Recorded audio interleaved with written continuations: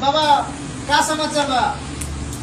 Public सब देखत है, पब्लिक के बताइए कुछ गाना बहुत अच्छा एगो लागल है जो हमारे गईले बड़े कृष्णा जैक भैया, बहुत लाजवाब गाना बावे, तनी जोर से बोली। हाँ बहुत सुंदर गाना बा। अच्छा अच्छा, मैंने सुन के भी दिल खुश हो जाता है। खुश हो जाता है। हाँ गाना के बोल बार हुआ कि हमें खाली सुनाओ तनी रुआ सुनी। हाँ सुनाओ सुनाओ, कहल जाता नहीं, हमनियों के दिल खुश हो जाता। हाँ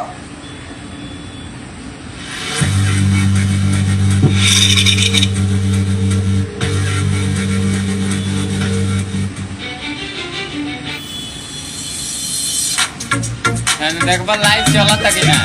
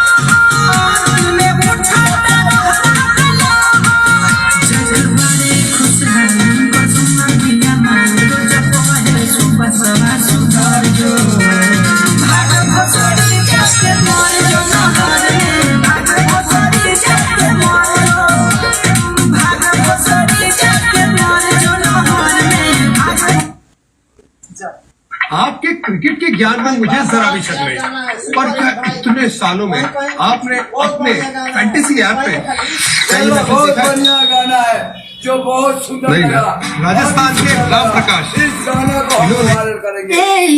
इस वीडियो को आप सब देखो और पसंद करो। ऐसे ऐसे वीडियो हम बनाएंगे, एक से एक बढ़ा करके हम बनाएंगे।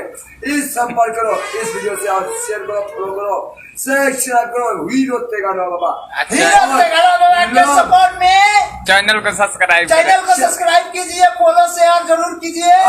और लोड पर फोन कर देगा चलवा, हमारा भी मोबाइल हो जाएगा और चैनल हो जाएगा।